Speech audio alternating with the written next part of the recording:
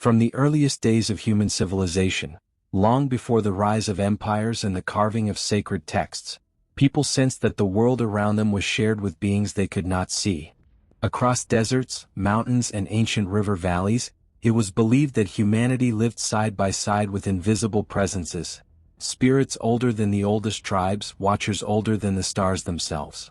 Among these unseen beings, none would embed itself more deeply in Middle Eastern mythology than the Qareen, the shadow companion said to be born alongside every human being.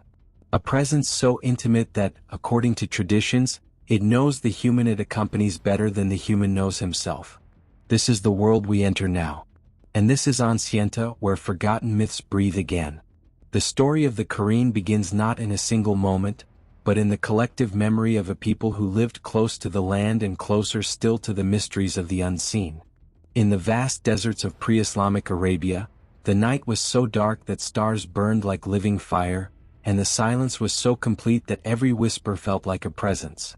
Travelers spoke of movements in the dunes, footsteps with no footprints, voices that echoed from places no human stood. They believed that the world was layered, that just beyond the veil of the visible existed another realm populated by beings made not of flesh, but of smokeless fire. Beings who walked beside humans without ever being seen. Within this unseen realm, one being in particular stood apart. While Jinn, spirits, and demons were said to wander freely, the Qareen was not a wanderer. It was a companion, a mirror, a shadow that arrived with the birth of every human and remained until the final breath. Unlike other spiritual entities, the Qareen was not a visitor who came and went. It was tied to a single life, bound to a single human, sharing every step from cradle to grave. It knew every secret, every wound, every temptation, every weakness. It lived in the silent spaces of the human mind, where even one's own thoughts could be questioned. When Islam emerged, bringing new clarity and purpose to an ancient landscape, the belief in the Qareen did not disappear. Instead, it was absorbed, refined, and reinterpreted. In certain traditions, the Prophet Muhammad was reported to have spoken of the Qareen, acknowledging its existence while also declaring that his own Qareen had submitted to the light and no longer influenced him toward harm. For scholars and believers, this acknowledgement transformed the Qareen from desert folklore into a theological mystery. The idea of a being tied to every person, one that could influence desires and whisper into the mind, became both a cautionary reminder and a subject of deep reflection. But to understand why the Qareen continued to fascinate believers and scholars alike, we must return to the origin of the belief. In the ancient world, human consciousness was not seen as purely one's own. Thoughts could come from within or from beyond. A sudden impulse to do wrong was not simply a mistake, it was a whisper. A moment of despair was not merely emotional, it was influence. A harmful desire was not a private flaw, it was a presence testing the boundaries of human will. The Qareen provided an explanation for the darker currents inside the human mind. It was the voice urging one toward temptation, the whisper deep within the conscience that pulled against virtue. Ancient Arab poets wrote of feeling followed by an unseen double, a companion that walked behind them in silence. Some claimed they could sense it breathing when the night was quiet enough. Others believed their Qareen visited them in dreams, taking shapes that reflected their fears. To the tribes who lived in lands where danger hid in every shadow, the idea that each human was assigned a spiritual partner made the world feel both more haunted and more comprehensible. Loneliness was never truly loneliness. Fear was never fear without cause. Even one's own desires were not entirely one's own. This belief seeped into daily life. When a person acted out of character, overcome by sudden anger or temptation, it was often said that the Qareen had influenced them. When someone felt an unexplained fear or heard a whisper when nothing was near, or sensed they were being watched in an empty room, the explanation was close at hand. The Qareen was near, reminding the human that its presence was constant. The unseen world was not distant. It was intimately woven into the fabric of human experience. As centuries passed, scholars debated what the Qareen truly was. Some said it was a jinn assigned to every human by divine decree. Others argued it was a manifestation of the darker aspects of the human soul, given form in myth so that people could understand their own inner struggles. A third group believed the Qareen was neither jinn nor psychological shadow, but something far older, an echo of ancient Middle Eastern beliefs in personal spirits, guardians and doubles. These ancient traditions, found in cultures from Mesopotamia to Persia, spoke of spiritual twins who followed the living, influencing their paths and shaping their destinies. The Qareen fit naturally into this lineage, becoming the Arabian iteration of a universal human idea: the self is never alone. Yet the Qareen is not a guardian. Unlike angels believed to record human actions, the Qareen does not guide toward virtue. In many traditions, its purpose is to test, tempt, and challenge. This duality, intimate companion yet adversary, made it one of the most fascinating and unsettling figures in Islamic mythology. For believers, it became a reminder that human life is not fought solely in the external world. The greatest battles occur within, where thoughts arise without warning and desires shift like desert sands. There were stories of individuals who claimed they had glimpsed their Qareen. These tales were whispered rather than written, shared in the quiet hours when fear grows heavier. Some described seeing a shadow shaped like themselves standing at a distance, unmoving only to disappear when approached. Others told of hearing a second voice in their mind, one that felt familiar yet foreign, like their own thoughts spoken by another entity. A few claimed that during moments of deep spiritual practice, they felt the presence of their Qareen recoil, as though the light of devotion caused it pain. One of the most striking beliefs was that the Qareen becomes stronger when a human is weak, and weaker when a human is steadfast.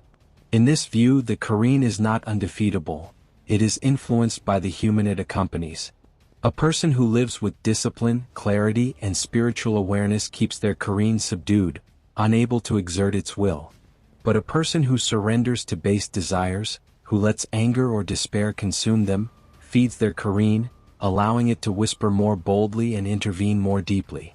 This dynamic made the Qareen a lifelong adversary. Not one that attacked from outside but one that worked from within. To ancient thinkers, this explained why the struggle between good and evil felt so deeply personal. It was not simply a battle of moral choices, but a battle against a companion bound to one's very existence. A being that never slept, never aged, and never stopped watching. And yet, despite its shadowed nature, the Qareen was not considered pure evil. It was a test, a force meant to sharpen human will. Without resistance there could be no strength. Without temptation virtue could not exist. The Qareen, in its own way, shaped humanity by providing the conflict through which character was forged. This concept transformed the Qareen from a terrifying figure into a profound one. It was both the reflection of humanity's darkness and the catalyst for its potential. But the mystery deepens as we travel further into its history. For scattered across the ancient world, long before Arabia's deserts shaped the myth, there were beliefs in spirits that mirrored the living. Egyptian Ka spirits, Persian Farvashi guardians, Mesopotamian demons attached to birth, they form a pattern across civilizations. A pattern that suggests the Qareen may not be a purely Islamic or Arabian concept at all, but the surviving echo of something far older and universal.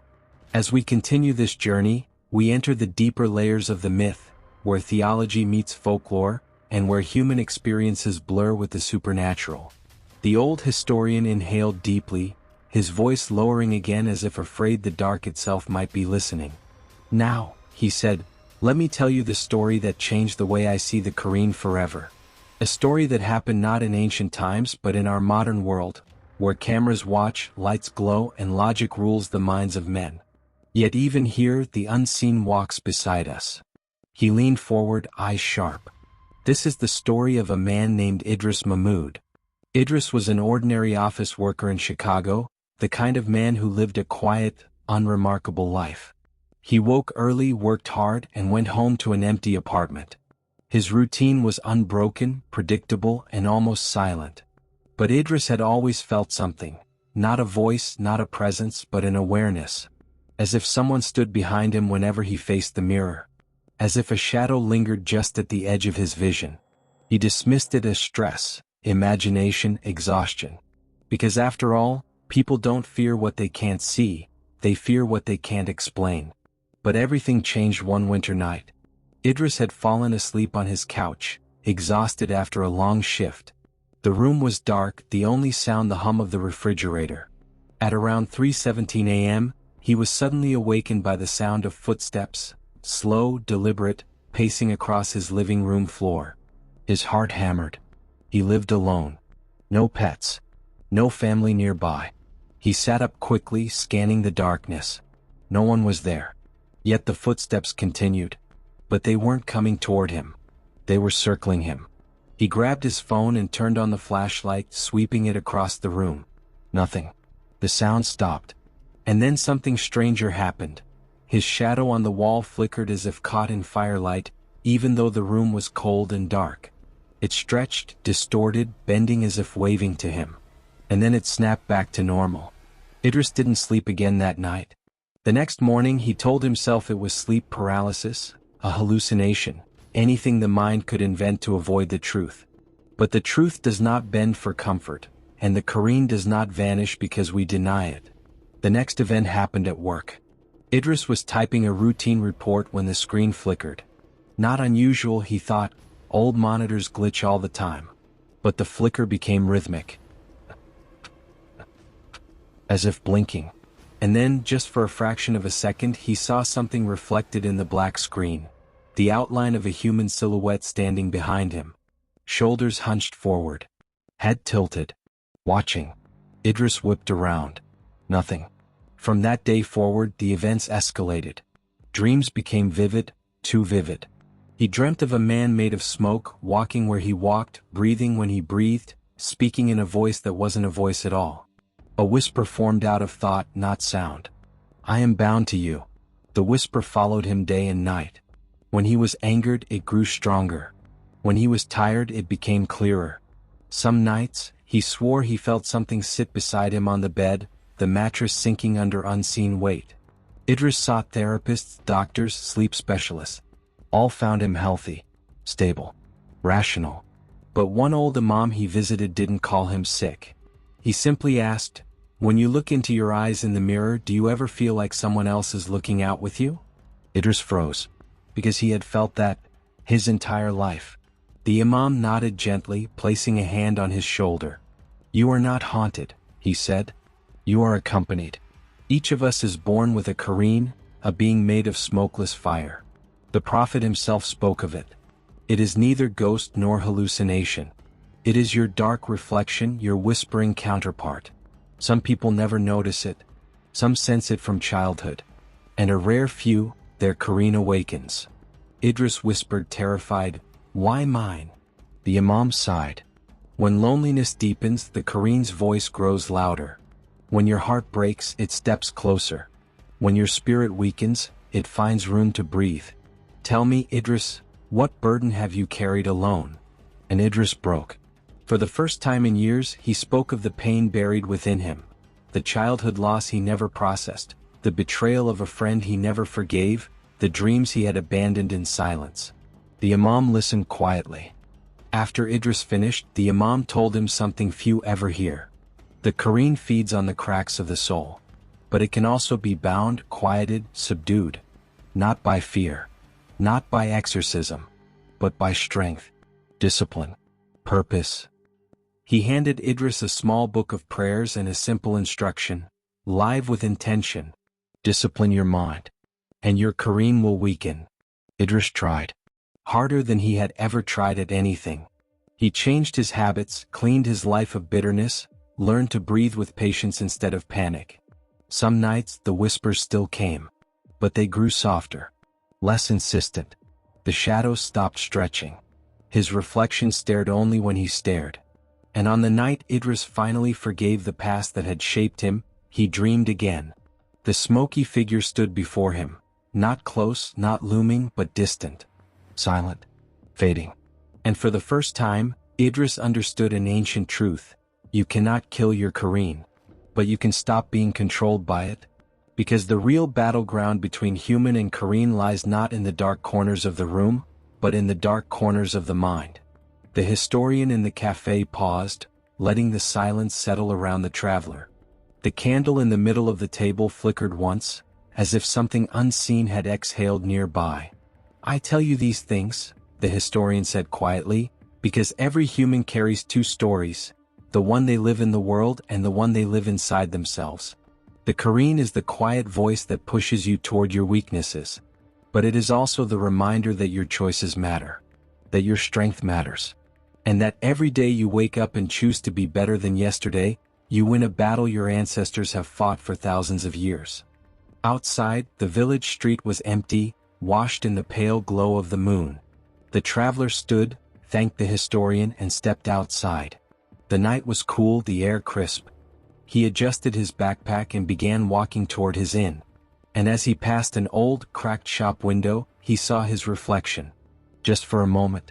But this time he looked closer. His reflection blinked, exactly as he did. It moved exactly as he moved. Nothing unusual. Nothing supernatural. But still he couldn't shake the feeling that something else blinked with him. Something that had listened to every word. Something that now knew he knew the truth. Something that walked where he walked, breathed where he breathed. Born when he was born, bound until the end. And as the traveler turned away from the window and continued into the night, a shadow just slightly darker than the others rippled behind him. Watching, waiting, walking in perfect silence. This has been a journey through one of the most mysterious concepts in Islamic and folkloric tradition. The Qareen, the shadow companion said to be created for every human. Whether truth, metaphor, or myth, the idea reminds us of the unseen battles we face within ourselves. Some people search the world for monsters, never realizing the most powerful one may be the voice that whispers inside their own mind. If you enjoyed this story and want to explore more forgotten histories, ancient myths, and dark folklore from around the world, make sure to join me here on Ancienta. Your support keeps these stories alive. Until next time, travel safely, stay curious, and remember, not all shadows are empty.